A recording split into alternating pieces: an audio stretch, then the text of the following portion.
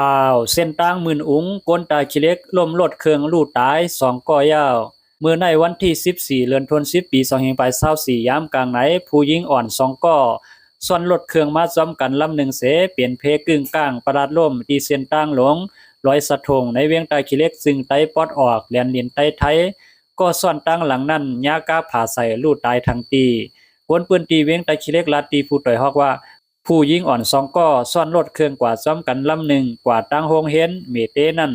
ย้อนเส้นตั้งหมื่นประดาดร่วมกว่าก็ซ่อนตั้งหลังนั้นยากาอันมาตั้งหลังเขานั่นผ่าใส่อิดเอากว่าโหมันนางกว่าเสถึงตีไล่ลู่ตายคาออเปิงเป็นมันในย้อนเส้นตั้งหมื่นลอยขี้กลมอันกึดคำไว้เสื้อนั้นคาเย้าว่าไหนยามเหลียวตีเวียงตาขี้เล็กในขี้กลมขี้ง่ายกึดคำแห้งอยู่ที่ภูมิปุนพรซึกมานปริมาณเขาเสื้อนั้นก็อ่ำใส่ใจเพียวล่างเฮ็ดเตเฮ็ดว่าในยาวที่เวียงตาขี้เล็กในเปลี่ยนไว้ซึ่งไหนภายเลื่อมไหลเขาเพียวในก็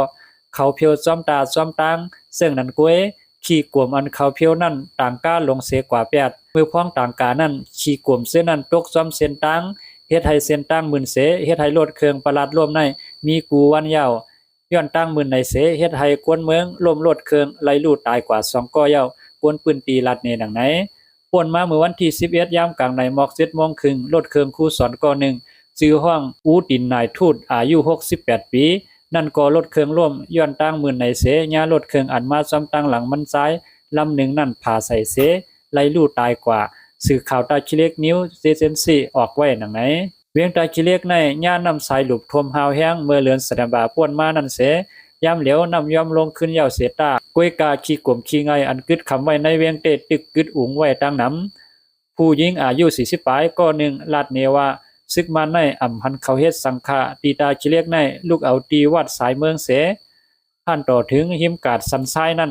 นำในยังไปยอมลงลาตึกยิงไว้อยู่ย้อนขี้กลมขี้ไงท่วมเต็มไว้ในห้องน้ำอันไหลสู่น้ำเมสายนั่นเปียดหมดแลเฮ็ดให้น้ำอ่ำสร้างไหลภายเลื่อมไหลซ้ำอ่ำกว่าเกไขเพียวล่างห้องน้ำเสนั่นแลกอบไหนน้ำอ่ำยอมลงคาว่าหนังไหน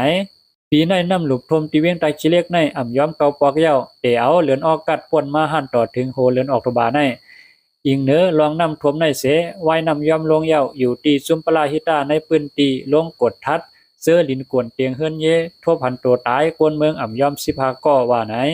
ยินจมถึงข้อมูลข่าวผู้ใดฮอกแต้มต่างไว้หนังในคาอมาสูงพี่น้องเฮาเขากูก็กูเจ้าคาอ